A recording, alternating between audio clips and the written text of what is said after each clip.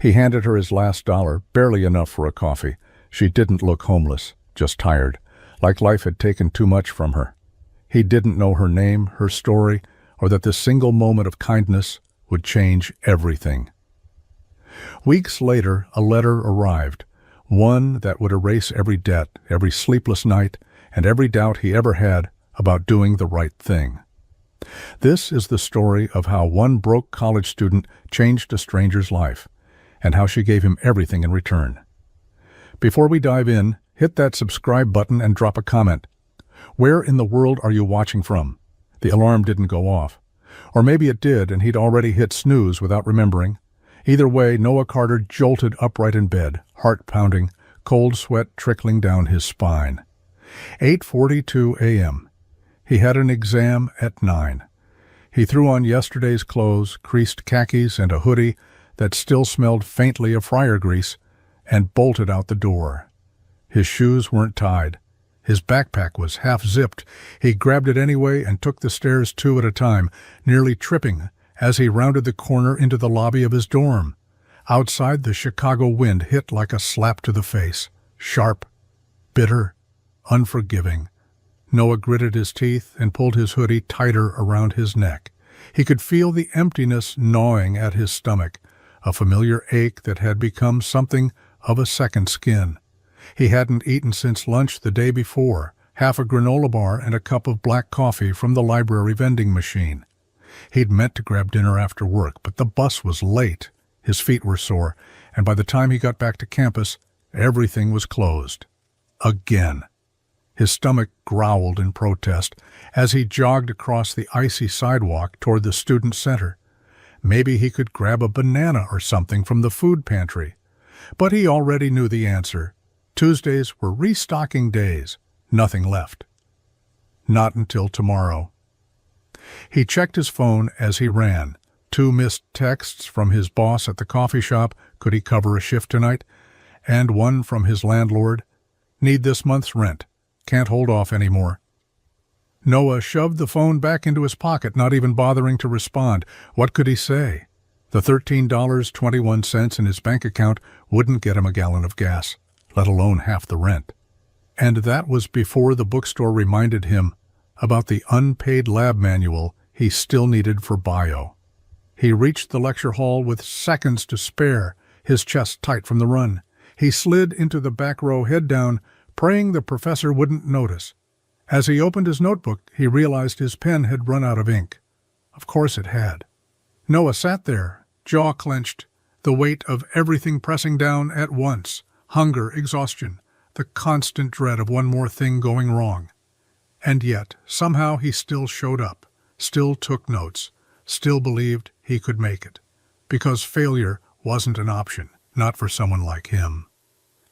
Noah stood in front of the vending machine, staring at the glowing numbers like they might change if he waited long enough.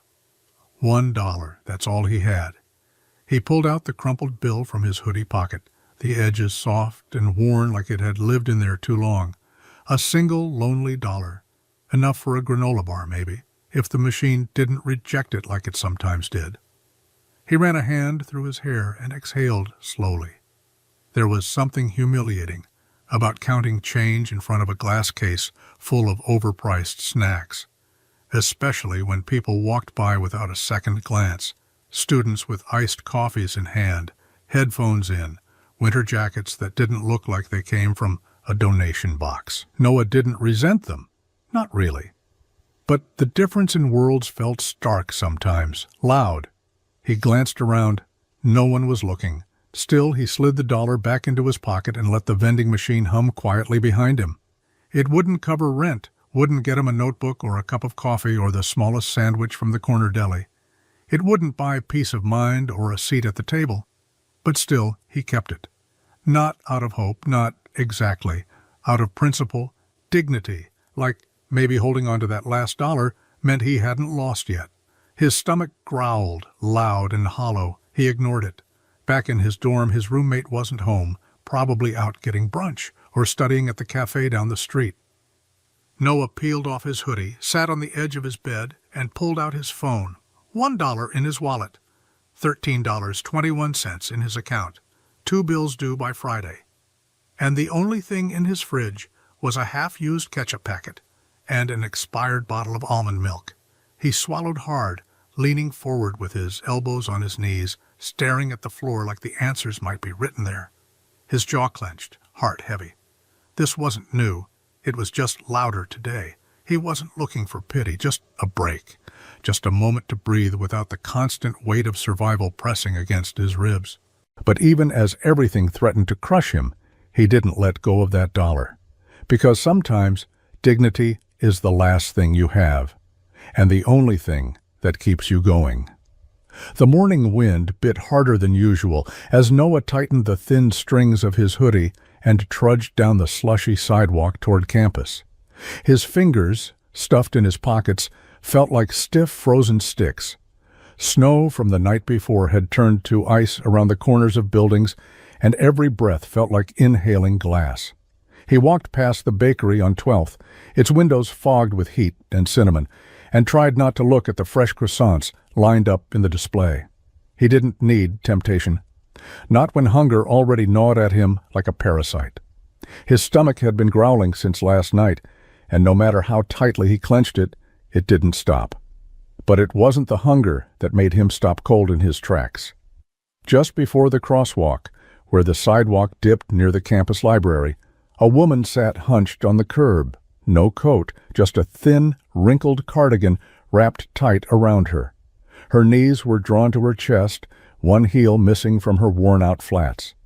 She wasn't asking for money, no cup, no sign, no pitiful glances upward, just her head in her hands shaking, as if the air around her had collapsed and left her there to breathe it all back in alone.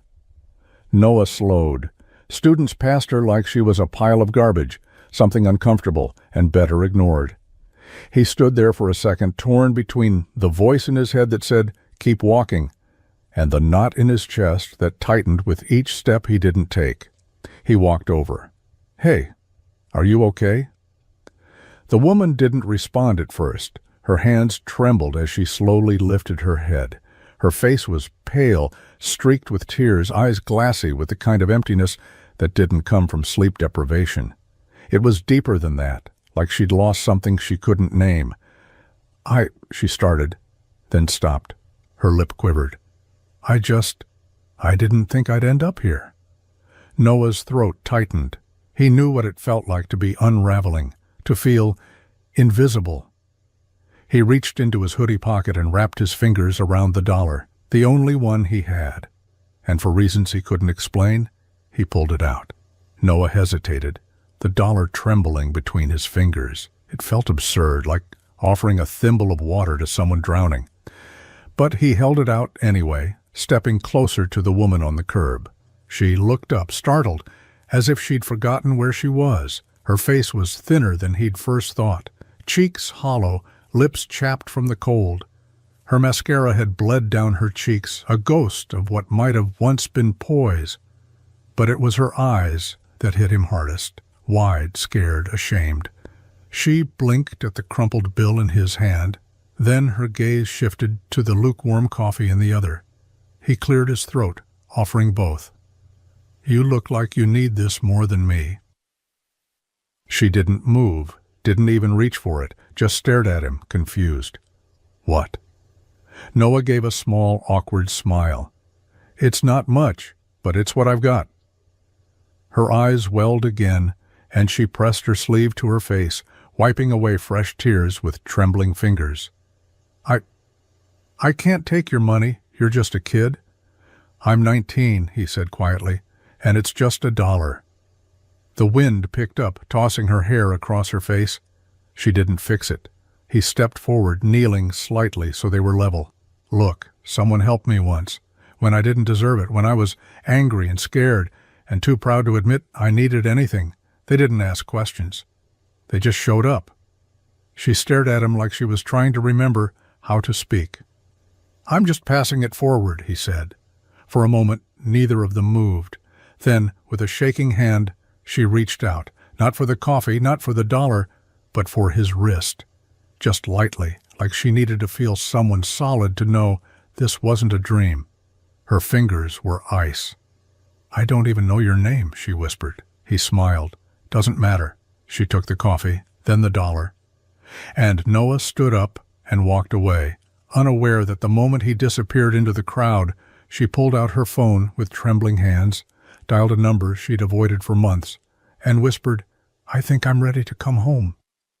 "Thank you," she said, her voice barely above a whisper, as though speaking too loud might shatter what little she had left to hold on to. Noah nodded, offered one more soft smile, and turned without another word. The coffee still steamed faintly in her hands. The dollar was folded neatly between her fingers like it was made of gold instead of crumpled paper. She watched him walk away with a kind of reverence, like she'd just witnessed something holy. He didn't look back. The sidewalk was crowded now, students heading to class, headphones in, laughter echoing off brick walls, feet slapping against slush. Noah disappeared into them like he'd never been there. Just another backpack. Just another kid with somewhere to be. She stayed frozen on the curb, forgotten by the world again. Except by him. He hadn't pitied her. That was what undid her the most. His eyes hadn't looked down on her. They'd just looked at her. Like she mattered. Like she was real. She clutched the coffee to her chest, her hands shaking so badly that a few drops spilled onto her wrist, burning hot against numb skin. Still, she didn't let go. She couldn't. That warmth, no matter how small, was the first thing she'd felt in days that didn't hurt. People walked past, glancing at her with vague discomfort before averting their eyes. Some looked through her. Most didn't look at all. But she kept her gaze locked on the corner where he'd turned and vanished, as if keeping her eyes on that spot might bring him back, or at least anchor her to the moment. Tears spilled freely now, cutting fresh tracks down skin already raw from the wind. She hadn't meant to end up here, not like this. She had a name, a past, a life. Once. And then a stranger had handed her the last of what he had, with no agenda, no judgment, just quiet grace. She pulled her phone from the inside of her cardigan, hands still trembling, and stared at the screen. One number lit up under Favorites. She hadn't called it in almost a year. She pressed it. A ring, then another, then a voice on the other end. "Hello?" Her voice cracked. "It's me. I need help." And for the first time in months, she didn't feel like a ghost anymore. The email came in at 11:43 p.m., just as Noah was about to shut his laptop and finally rest his eyes. The subject line was blunt. Insufficient funds. Rent payment failed. His chest tightened as he clicked it open, already knowing what it would say. The message was cold, automated, no apology, no humanity. Just a line stating his check had bounced and that the building manager would be in touch by morning. Noah closed the laptop and stared at the ceiling. He didn't even flinch. He was too tired to. The overhead light buzzed faintly, and the room felt colder somehow, like the warmth had slipped out through the cracks in the windows and taken his hope with it. A knock came an hour later. His roommate, Jake, stood in the doorway, hair messy, holding his phone. "Dude, the work-study office just sent this out." He handed Noah the screen. Budget cuts. Noah's hours at the library were slashed in half, effective immediately. He sat there for a long moment, the weight of it settling in like concrete. Rent? Gone. Job? Gone. Food? He didn't even have the energy to calculate how long the bag of rice in his closet would last. He didn't ask for this. He had done everything right. Applied early, showed up on time, pulled all-nighters just to stay above water. But none of that mattered now. Jake said something, probably about figuring it out or splitting groceries, but Noah barely heard him. His ears buzzed with static, the kind that comes right before a breakdown. When Jake finally left, he lay back on his mattress, no frame, no sheets, just the mattress and a blanket from the campus clothing drive. The room felt like a cell. He stared at the cracked ceiling, eyes burning but dry. He wanted to cry, but even that felt like a luxury now. For the first time since he got into college, Noah let himself ask the question that had lived in the back of his mind for months. What if I can't do this? And for the first time, He didn't have an answer. No one noticed. Not the professor who called him resilient after a near-perfect midterm. Not the classmates who borrowed his notes and never once asked how he was doing. Not the girl in his study group who laughed at all his jokes but never saw the bruises under his smile. Noah didn't tell anyone. He didn't mention the bounced rent check or the job he lost, or the fact that he hadn't eaten anything solid in 2 days. He just kept going, because stopping would mean falling, and he didn't know if he had the strength to climb back up this time. He started selling off his textbooks one by one. The expensive ones went first, then the ones he needed for classes, but figured he could borrow from the library if he was fast enough. He told himself they were just things. That knowledge didn't come from pages. It came from survival, and no one could take that from him. He picked up odd tutoring gigs, staying up past midnight, helping students who didn't need the money, who left their MacBooks open beside untouched plates of sushi while complaining about the parking fees. He smiled through it, always smiled, always said thank you when they paid him in folded 20s. At night, when his roommate was asleep, Noah would gather his things and head to the library. He told Jake he studied better in silence. In truth, the quiet of that place, the fluorescent lights, the scent of old books and tired ambition, felt safer than the four walls of his room. No questions, no rent, no expectations. He'd find a hidden corner, curl into himself, hoodie pulled tight, headphones in without music, and sleep, or something close to it. No one saw the slow unraveling. Not the way he'd count coins at the vending machine and still walk away hungry. Not the way his hands shook when he typed. Not the way he flinched every time his phone buzzed, half expecting it to be the landlord or another job rejection. The silence wrapped around him like armor. It kept him moving, kept him from falling apart. But even armor cracks under enough pressure. And Noah was starting to splinter. The student lounge buzzed with the sound of microwaves, laughter, and the rustle of chip bags being opened like tiny celebrations. The scent of warm food, greasy pizza, spicy ramen, fresh cafeteria burgers wrapped around Noah like a cruel joke. He sat at the far end of the room, hunched over an empty coffee cup, pretending to type something urgent on his laptop. The screen was blank. "Yo!" a voice called, pulling him back to earth. It was Jordan, classmate, lab partner, maybe the closest thing Noah had to a friend on campus. "I'm heading to the food court. You coming?" Noah hesitated. His stomach clenched on instinct. It was past 2, and he hadn't eaten since yesterday morning. A single slice of dry toast from a dorm mate who didn't ask questions. Jordan was already halfway toward the door, waiting, keys jingling in his hand. "I just ate," Noah lied, forcing a smile that tugged painfully at the corner of his mouth. "You sure?" Jordan raised an eyebrow. "My treat, man. You've been helping me with chem for weeks. Come on." Noah shook his head. "Nah, I'm good. Seriously, thanks, though." Jordan lingered, uncertain, then shrugged. "All right, rain check." Noah watched him leave, the scent of a burger trailing behind someone else who passed. His smile vanished as soon as he was alone again. He pulled his backpack closer, like the closeness of it might offer warmth. Inside there was a folder full of assignments, a half-empty water bottle, and an unopened granola bar he'd been saving for the end of the week. He considered eating it now, then didn't. He told himself it wasn't that bad, that it wouldn't last forever. His eyes drifted out the window to the sidewalk beyond the quad, the same corner, the same patch of street where days ago he'd handed his last dollar and half a cup of coffee to a stranger who looked like she had nothing left. She hadn't asked for anything, just like he didn't now. But the image stayed with him, her face stunned by kindness. The moment had taken less than a minute, but it hadn't left him.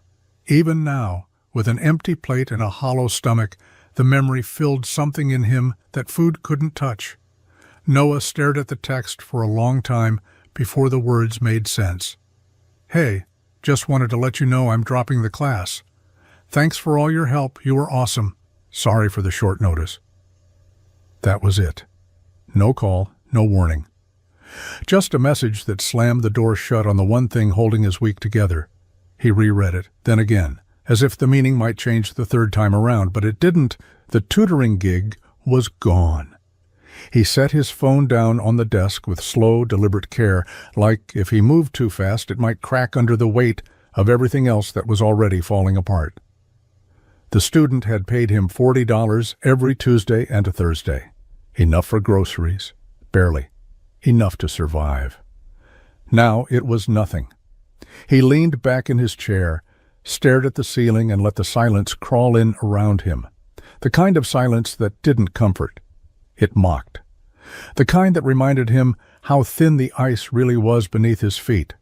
Noah had built his entire life here on promises of a better future, of stability, of a chance to finally break the cycle. But those promises came with price tags. And now he was running out of ways to pay them. He opened his fridge out of habit, still empty, closed it again, then checked the pantry. A dented can of beans, a single packet of oatmeal, 2 tea bags. That was it. He did the math in his head. It didn't add up. His throat tightened.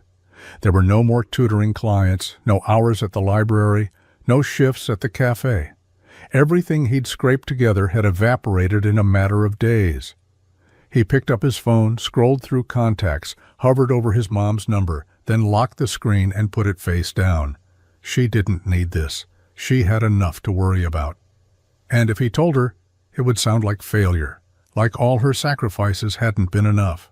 Noah sat there, motionless, as the light outside dimmed and the walls of his world closed in a little tighter. And for the first time, he didn't see a way out. The mailbox was wedged at the bottom of the stack, scratched and dented, just like everything else on this campus that no one bothered to fix. Noah twisted the tiny key, expecting the usual, a free magazine he never subscribed to, maybe a leftover campus flyer for a club he didn't have time to join, but there was only one thing inside, a white envelope, clean, uncreased, no return address, just his name, written on the front in looping, precise handwriting, to Noah Carter.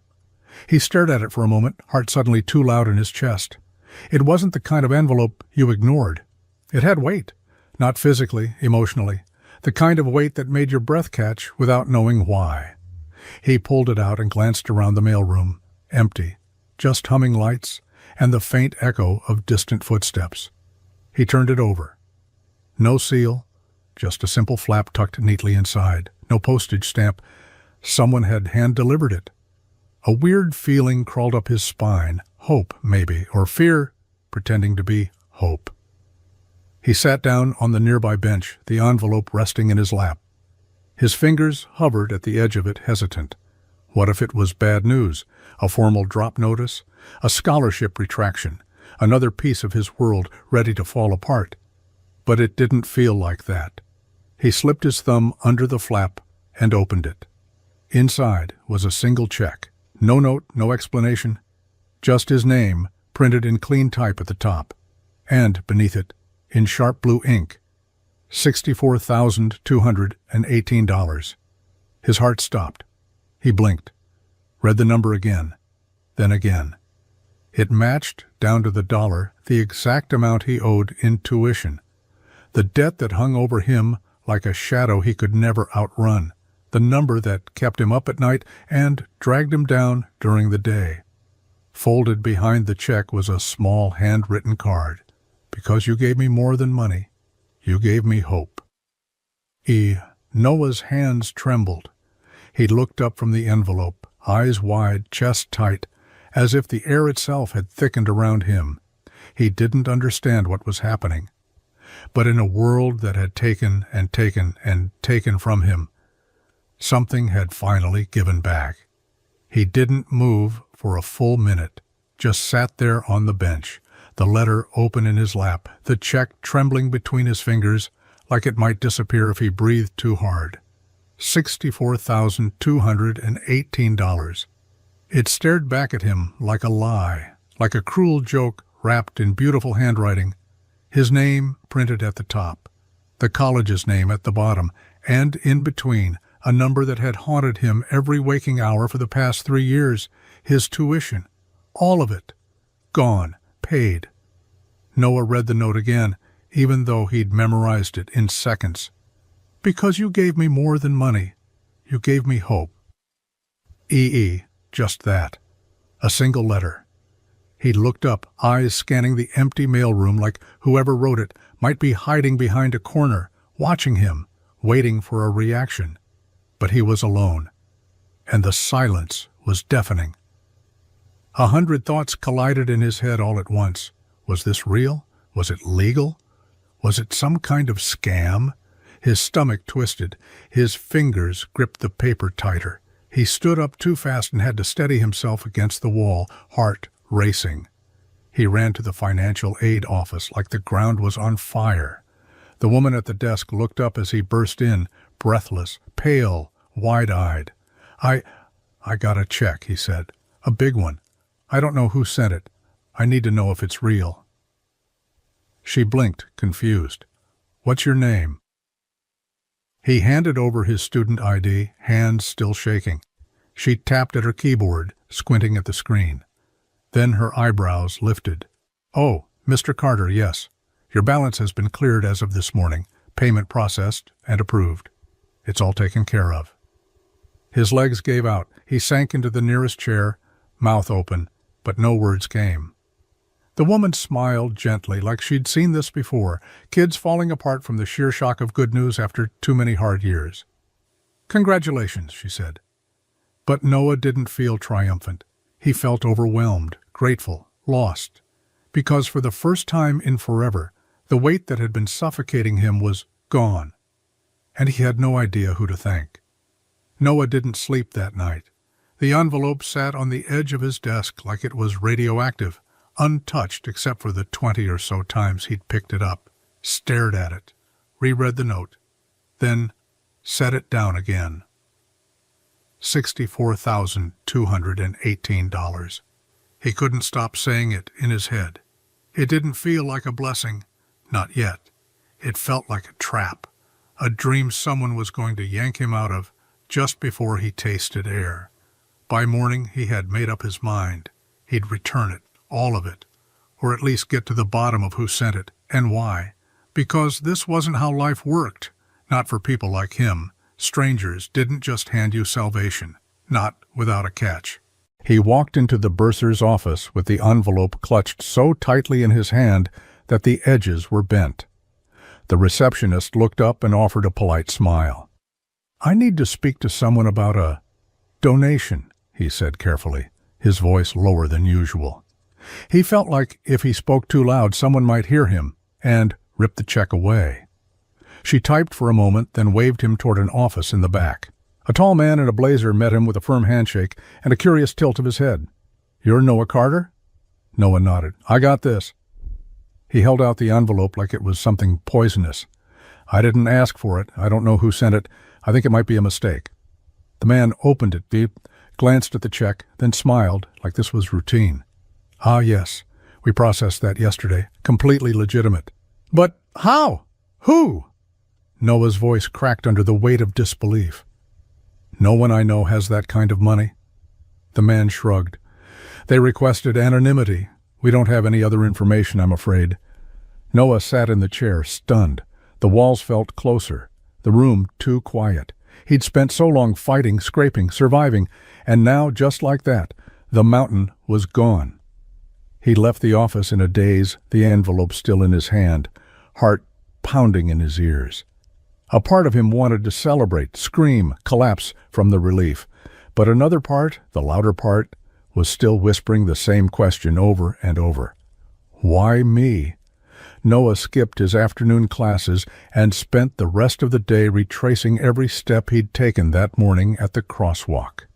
He stood at the exact corner where he'd first seen her, where she'd sat, hunched and trembling, no sign or cup. Just pain leaking from her posture, like smoke. The spot was empty now, just cracked concrete and the faint smell of exhaust. He scanned the area for cameras. There were a few above the bookstore awning, another near the library entrance across the street. He ducked inside the bookstore and asked if they had surveillance. The cashier blinked, disinterested. Yeah, But we don't pull it unless there's been a theft. It's important, Noah pressed. I'm trying to find someone. A woman. The cashier shrugged. Can't help you, man. He left, heart pounding, unsure what he even hoped to find. A clue. A name? A face on a campus filled with strangers. He asked around. Professors, students, maintenance workers. He described her, mid-30s maybe, a pale skin, brown hair pulled back, wearing a cardigan in the freezing cold. Some shook their heads. Others didn't even listen. No one knew her. No one had seen her. It was like she'd evaporated after their brief exchange. He even checked the campus lost and found and local shelters, just in case. But every road he followed turned to dust. No one remembered a woman sitting there. No one remembered him handing her anything. The moment had existed only for them, and now, not even that. Back in his dorm, Noah sat on the edge of his bed, the check and letter unfolded in front of him like a puzzle he couldn't solve. Just one initial, E. It could have stood for anything. Emma, Elaine, Eleanor. Maybe it wasn't even her real name. Maybe she hadn't wanted to be found. But why him? Why his life? He thought of her face again, the way her eyes had filled when he offered her that last $1, like she hadn't been seen in a long, long time. Maybe that was the answer. He saw her. And somehow she never forgot. For the first time in months, Noah didn't wake up with his heart in his throat. There was no overdue rent breathing down his neck, no mental math of hours to work versus hours to study, no counting quarters to see if he could afford a cup of coffee. The weight that had pressed into his ribs every day since freshman year, the one that had made every breath feel like a struggle, was just gone. He wasn't rich. He wasn't suddenly living in luxury, but he wasn't drowning anymore, and that changed everything. He started sleeping again, not the 3-hour survival naps in the library chair or the restless tossing on his mattress, but real, deep sleep. The kind that stitched broken thoughts back together. He stopped jumping awake every morning in a panic, convinced he'd forgotten something or missed something or failed at everything. He got up early, not because he had to, but because he could. He brewed a full pot of coffee in the common kitchen, not just a half cup from someone's leftover grounds. He actually tasted it this time, sat with it, let the quiet of the morning wrap around him like something sacred. In class, he raised his hand again, answered questions, not because he was trying to prove himself, but because he finally had the clarity to think. Assignments that used to take him twice as long, because of stress, fatigue, the constant static in his brain, suddenly felt doable, manageable. He could focus. He could breathe. He started showing up to labs early, stayed after to help classmates. His professors noticed, so did the other students. People began asking for his notes, his input, his help. He said yes. Because now he had something to give. At night, when the dorm was quiet, he let himself open the window and just sit there, watching the city breathe beneath him. Lights blinking, cars drifting by, life moving. He had been surviving for so long, he'd forgotten what it meant to imagine a future. But now, for the first time, he started to dream again. Not just about making it, but about who he might become. It started small. A notebook left on a desk in the library with a post-it note. Heard you couldn't afford one, hope this helps. Nope. Then it was a meal swipe. He spotted a kid at the dining hall digging through his pockets, eyes scanning the menu like the price might change if he stared long enough. Noah waited until the cashier turned around, then scanned his own card before the guy could argue.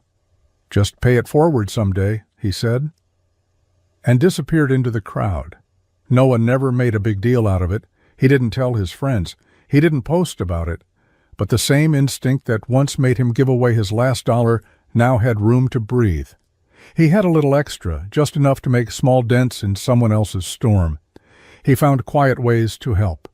He started tutoring again, but this time, when a girl asked how much he charged, he just smiled and said, "Nothing, just bring snacks if you can." Some did, some couldn't. It didn't matter. He showed up anyway. When a classmate's laptop died mid-semester, Noah gave him an old one he'd bought secondhand last year and had planned to sell. "It still works," he said. "Just has a little personality." The guy cried. And then something strange started happening. Other students, ones who had seen him help or heard the stories passed from dorm to dorm, started doing it too. A girl left a new calculator in the library with a note taped to it. Someone else paid off a vending machine balance with a stack of quarters taped to the machine. Kindness had become contagious. Noah didn't expect to become a symbol, but word spread. His name, his story. Whispers started about the student who'd given his last dollar to a stranger and how that stranger gave him his future. He didn't care about recognition, but every time he slipped another book into a struggling student's bag or watched someone walk away with a meal they hadn't expected, something inside him settled. The seed he'd planted in the cold with one small act of kindness had started to bloom, and now it was spreading. It started as a whisper. One student overheard a conversation outside the bursar's office. Another caught wind of it in the library between printer jams. By the end of the week, the question had spread across campus like wildfire. "Did you hear what happened to Noah Carter?" "No, what?" "Someone paid his entire tuition. All of it. 64 grand. "Who? Family?" "No." "That's the thing. No one knows." At first, Noah didn't notice. He was too busy catching up on sleep and homework and the feeling of not living in constant survival mode.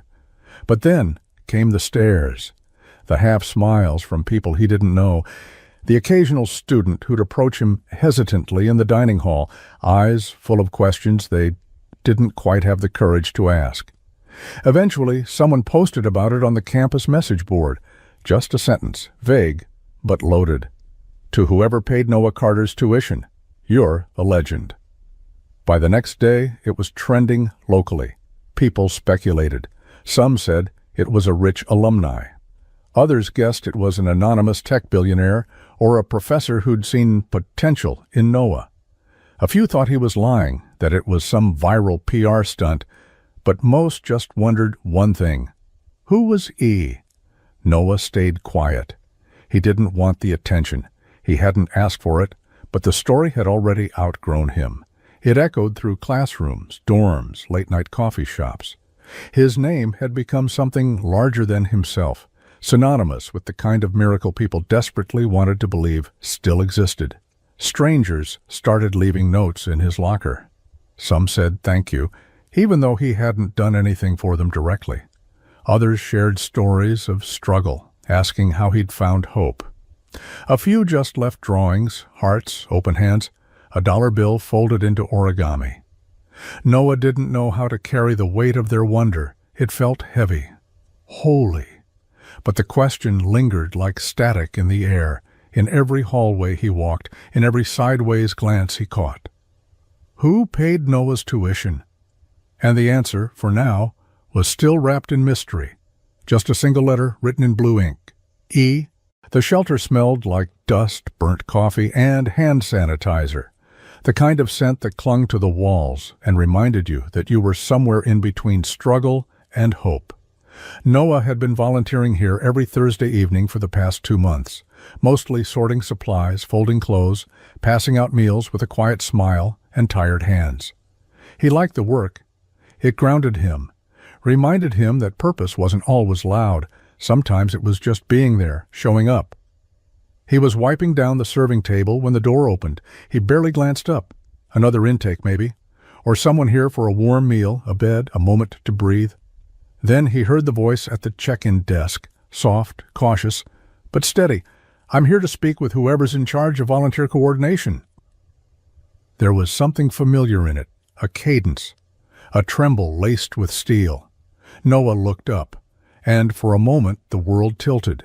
She stood just inside the doorway, hair tucked neatly behind her ears, clean jeans, a navy coat pulled snug around her shoulders. Her posture was straighter now, no shaking, no hunched frame. She looked alive, present. The exhaustion that had clung to her like a second skin was gone, but her eyes, those same eyes that had met his on a freezing morning months ago, still held something unspoken. It was her, the woman from the sidewalk. She hadn't seen him yet. She was focused on the intake forms, speaking with the staff member behind the desk. Noah took a shaky step forward, his heart suddenly thudding like it had something to prove. He didn't know what he was going to say. He just knew he had to say something. "Excuse me," he said, voice barely above a whisper. She turned. Their eyes locked, time folded in on itself. She blinked, and he saw the exact moment recognition hit her. Her lips parted just slightly, breath catching like she'd been punched by memory. "You," she said softly, almost in disbelief. Noah nodded, unsure whether to smile or cry. She took a step toward him. "I've been trying to find you," she whispered, "for months." And just like that, the circle began to close. They sat across from each other in the break room of the shelter, 2 paper cups of lukewarm coffee between them, untouched. Outside, the rain tapped gently against the windows, like it was giving them space to speak. Noah didn't know what to say. He had imagined this moment more times than he could count, but now that it was here, his mind was blank. All he could do was stare at the woman who had once been collapsed on a curb, now composed, steady, her hands folded neatly in her lap. "I never got your name," he said finally, his voice softer than usual. She gave him a small, almost shy smile. "Eleanor," she said. "Eleanor Bradford." Noah blinked. The name sounded familiar, but he couldn't place it. "I used to run a corporate consulting firm," she continued. 20 years in the game, fast cars, big numbers. People listened when I walked into a room." She paused, eyes flickering toward the window, like she could still see the version of herself that once existed. "And then my son died." The words landed like a stone in Noah's chest. No preamble, no gentle segue. Just the truth, raw and unfiltered. "I was on a conference call when I got the call from the hospital," she said, her voice steady, but her hands now trembling around the cup. "A seizure. Out of nowhere." He was 15. Noah opened his mouth, then closed it. There was nothing to say that could carry the weight of that sentence. "I unraveled after that. Quit everything, lost the company, lost the house. Friends stopped calling. Family thought I was unstable." She looked down. Maybe I was. Noah swallowed, his throat tight. "I didn't want to be here anymore," Eleanor whispered. "I hadn't spoken to anyone in days. That morning I was going to walk into traffic. I had it all planned out." She looked up, eyes glassy. "And then you stopped. And you gave me $1 and half a cup of cold coffee, and you looked at me like I mattered, like I was still a person." She paused, then added, "That moment didn't save me, but it reminded me that I was still worth saving." Noah felt something break inside his chest. He had spent so long wondering if that moment meant anything at all, and now he knew. It meant everything. Noah sat frozen, his hands wrapped tightly around his coffee cup, though he hadn't taken a sip. Across from him, Eleanor spoke, not drama, not with performance, but with a quiet, brutal honesty that made her words land like thunder in a still room. "I didn't go home that day," she said. "I went straight to a clinic." He blinked, startled. A clinic? For depression, suicidal ideation, trauma. Whatever label you want to stick on the box. Her voice didn't shake, but there was an edge to it, like someone who had spent years fighting just to sit calmly in their own skin. "They kept me for 72 hours. I begged them to let me leave after 2. They didn't." Noah didn't interrupt. Something told him she hadn't said these words out loud to anyone before. And now that they were out, they spilled like a river after the dam broke. "I hated every second of it," she admitted. The walls, the sterile lighting, the forced group therapy. She gave a soft, bitter laugh. "But I stayed because of you." He met her eyes then. They were damp but clear, sharper than they'd been the day he met her on the curb. "You looked at me like I was a person that day, just human." No one had done that in a long time. She drew a shaky breath. You said someone once helped you, and you were just paying it forward. I thought about that line every single day I was in there. Noah felt his chest tighten. It hadn't felt like much, what he'd done. $1, a coffee, a moment. But it was everything, Eleanor continued. When I got out, I started over, cleaned myself up, found work again. Nothing like before, but enough. Got a place, started seeing a therapist regularly, rebuilt slowly. She reached into her purse and pulled out a small folded piece of paper, and I kept asking myself, how do I thank someone who doesn't even know what they did? She slid the paper across the table. Noah opened it. A copy of the check. You saved my life first, she said. And Noah, for the first time in his life, had no idea how to say thank you. Eleanor folded her hands, gaze steady, voice clear in a way that made Noah sit up straighter without realizing it. I've been thinking about it for a while, she said. What to do with this second chance? With the time you gave back to me. Noah shook his head gently. You didn't owe me anything. She smiled, but there was no amusement behind it, just depth. It's not about owing, it's about honoring. He stayed quiet, unsure where this was going, but the gravity in her tone made the air feel charged, like something important was about to shift. I want to start a fund, she said. A scholarship, not the kind for straight-A students with resumes full of clubs and internships, the kind for students like you. Noah blinked. Like me? She nodded. The ones working 2 or 3 jobs just to scrape by, the ones skipping meals so they can afford textbooks, the ones who fall through the cracks because they're too tired to ask for help, the quiet fighters. Noah looked down, fingers tracing the rim of his coffee cup. There are a lot of us. I know, she said. That's why I want to start with you. He looked up. I want to call it the Last Dollar Fund, Eleanor continued, her voice catching just slightly. Because that's what you gave me, your last dollar. And because sometimes that's all someone needs. One last dollar, one last gesture, one last bit of faith to believe they can keep going. The room went still.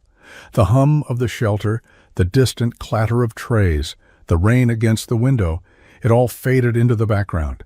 Noah felt something rise in his chest. A knot of disbelief, of emotion, of memory. You'd really do that? He asked quietly. Name it after that? I already have the paperwork started, she said, and I want you involved. I want this to be yours as much as mine. Your story is the seed. He didn't know what to say. A lump caught in his throat and refused to move. Eleanor leaned forward. You changed my life, Noah. Let's change a few more. The first reporter showed up with nothing but a notepad and a cheap camera crew. A local news affiliate, Channel 9, the kind that usually covered high school football games and weather updates. Noah agreed, reluctantly. Just one interview, he told himself. Just a few minutes to talk about the scholarship fund. He wore his cleanest button-down and sat awkwardly in a plastic chair in the shelter's common room while they adjusted the lighting. But the questions didn't stay on the fund. How did it feel to give your last dollar to a stranger? What were you thinking in that moment? Did you ever imagine it would come back to you like this? Noah tried to answer honestly, tried not to shrink under the camera's gaze. He talked about hunger, about pride, about how it hurts to ask for help even when you need it most. He talked about how small kindness can echo in ways you never see coming. He didn't cry, not on camera. But his voice cracked when he said, I didn't think anyone noticed me back then. I just didn't want her to feel like that too. By the time the segment aired, it had been trimmed into a 2-minute clip with soft piano music and a pull quote at the end. He gave her his last dollar. She gave him a future. It blew up overnight. The video was shared on Facebook, Twitter, Instagram. Within hours, it had been reposted by influencers, community groups, national pages. Comments poured in by the thousands. You remind me why people matter. I showed this to my son, and we cried together. I was ready to give up. This changed something in me. I gave my last $5 today in your honor. Noah didn't know how to process it. He wasn't used to attention, wasn't used to strangers thanking him for things that still felt to him like the bare minimum of decency. But he watched the ripple effect grow. Emails from students asking how to apply for the last dollar fund, messages from parents who wanted to donate, schools reaching out to replicate the idea. Noah Carter, the invisible kid with the hollow stomach and bouncing rent checks, was now a symbol, not of charity, not of pity, but of what can happen when someone refuses to walk past a person in pain and chooses instead to see them. Noah's phone rang just past midnight. He was sitting on the edge of his bed, scrolling through hundreds of messages he still hadn't replied to, heart heavy with gratitude and disbelief. The screen lit up with a name he hadn't seen in weeks, not because they were estranged, but because life had stretched them thin. Mom. He stared at it for a second, then picked up. "Hey," he said, voice quiet. There was a pause on the other end, then a choked inhale. "Noah!" Her voice cracked. It had been steady his whole life, even when everything around them fell apart, through eviction notices, empty refrigerators, and nights spent huddled under blankets because the heat had been shut off again. But now it was trembling. "I just saw the story," she whispered. "Someone sent it to me on Facebook. I didn't even know—" She trailed off. He could hear her trying to breathe through it. "Why didn't you tell me?" He rubbed a hand over his eyes. "I didn't want you to worry." "I always worry," she said, almost laughing, but it broke into a sob. Noah felt a lump rise in his throat. "You've always had such a big heart," she continued, her words coming fast now, like if she stopped she might shatter. "Even when you were little. You used to give your lunch to the kid next door who never brought one. I remember telling you that the world would eat you alive if you weren't careful." He remembered, too. She'd said it after he came home crying in 3rd grade because he'd stood up to a bully and gotten pushed into the mud for it. "I was wrong," she said. He blinked, caught off guard. "You didn't let the world eat you, Noah. You changed it. You fought for your place. And when you had nothing left, you still gave. And someone saw that.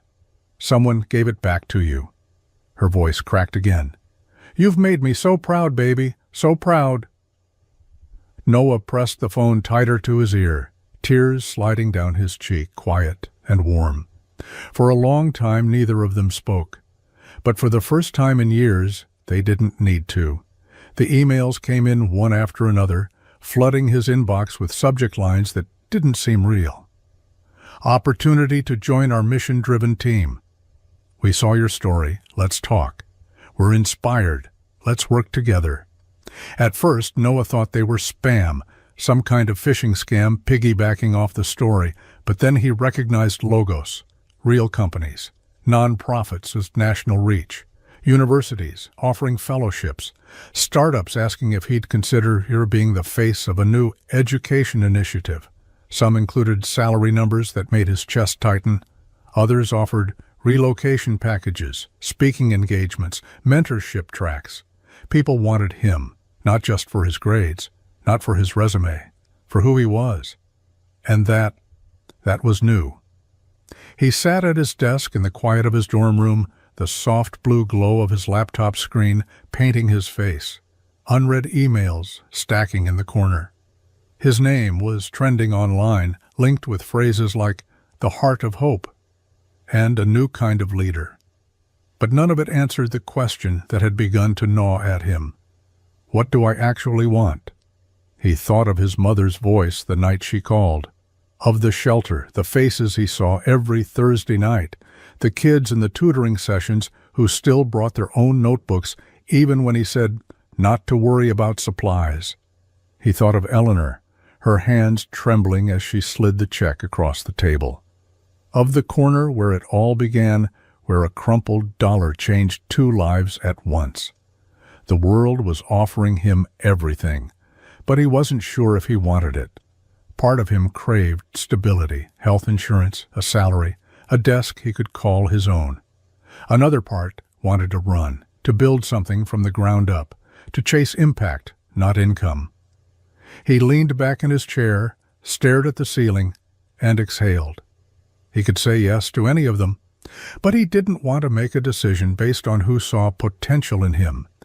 He wanted to choose a path where he saw potential in himself. And that meant waiting, thinking, listening to the voice that got him here in the first place, the one that always whispered, "Do what matters," even when no one's watching. It was colder than he remembered. The wind had picked up since morning, cutting down the street in bitter gusts, but Noah barely noticed. He stood at the corner of 12th and Marlowe, hands buried in his coat pockets, eyes locked on the patch of sidewalk where it had all started. The curb was chipped now, more weathered than he remembered, and a fresh crack ran through the pavement just beneath the lamppost. But everything else looked the same. The coffee shop across the street still had its crooked "open" sign hanging in the window. A barista inside laughed at something a customer said, steam clouding the glass. A couple of students rushed past Noah, bundled in scarves and heavy backpacks, lost in their own conversations. No one looked twice at him. He liked it that way. He took a slow step toward the exact spot where she had sat, legs pulled in, head in her hands, shivering in a threadbare cardigan. He could still see her there, like a ghost, fragile, distant, ready to disappear. He lowered himself onto the curb and sat. The world moved around him, loud and indifferent. But here, it was quiet. He hadn't come for closure or answers. He just needed to be here, to remember, to remind himself that this, everything, had once hinged on a moment so small it could have been ignored. $1, a coffee, a choice. He pulled a folded note from his coat pocket, one he'd written the night before but hadn't known what to do with. It wasn't addressed to anyone. It didn't need to be. It simply said, "Sometimes the smallest thing we do becomes the biggest thing someone else remembers." He unfolded it, smoothed it out on his knee, then laid it gently on the sidewalk. No tape, no marker. Just left it there for the wind or a stranger or time itself to carry away. He sat for a while longer, let the cold seep in, let the memory settle. And when he finally stood, he didn't look back. He just walked forward, quiet, certain, and a little more whole than when he arrived. Noah sat at the edge of the bed, laptop open, cursor blinking on an unread email. The offer letter stared back at him like a challenge. $92,000 starting salary, full benefits, relocation package. It was more than he ever thought he'd see on paper, more than anyone in his family had ever made in a year. He'd read it 4 times already, memorized the bullet points, the praise, the promises. But it didn't feel like his. Behind him, the desk was cluttered with printouts of the last dollar fund, draft bylaws, early applicant lists, Eleanor's scribbled notes on napkins and envelopes. She called them their blueprints for something real, something that could outlast both of them. He stared at the job offer again, then he closed the laptop. The next morning he met Eleanor at the shelter. She was sorting through supply boxes, sleeves rolled up, hair tied back, exactly as she had been the day he found her again. She didn't look like a CEO or a philanthropist.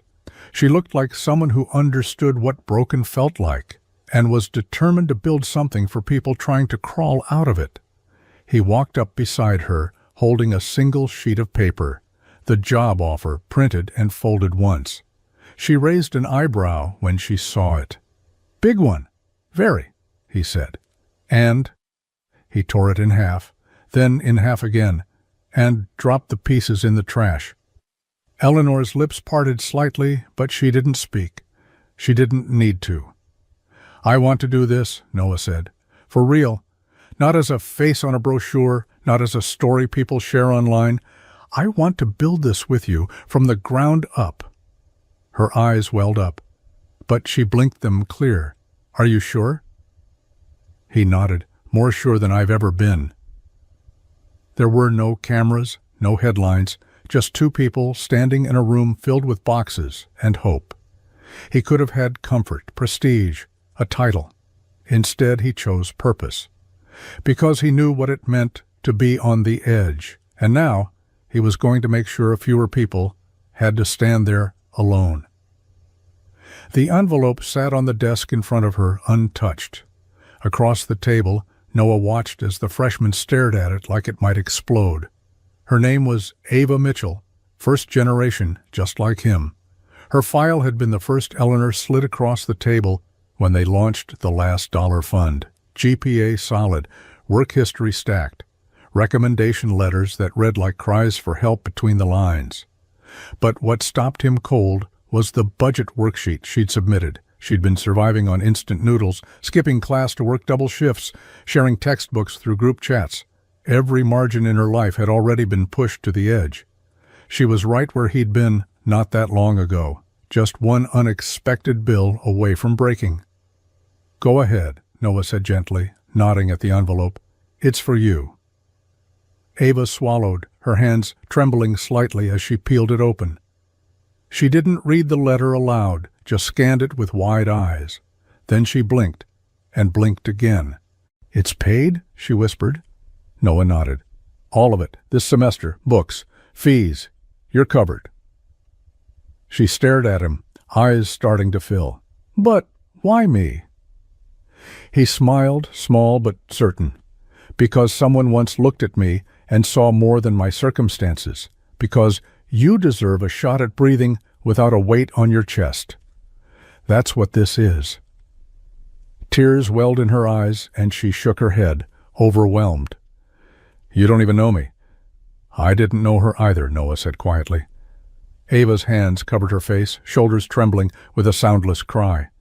She wasn't used to good things arriving without strings, wasn't used to being told she was worthy of help, not because she begged for it, but because someone believed she shouldn't have to.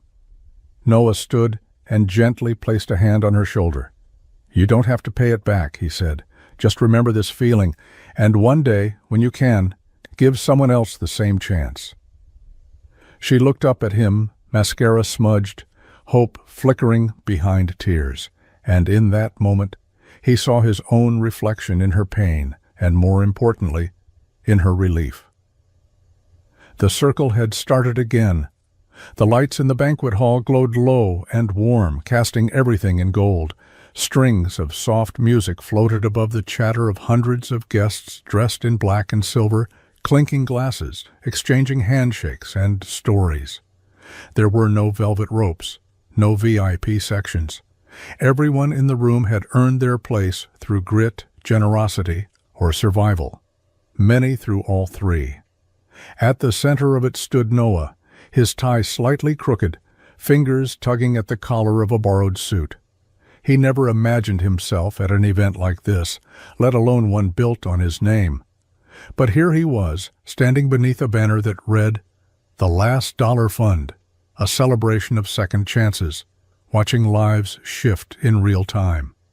Eleanor approached from the side, a vision of grace in navy blue, her hair pinned back, but not so tight that it didn't feel like her. She smiled when she saw him, the kind of smile that held weight, history, and quiet pride.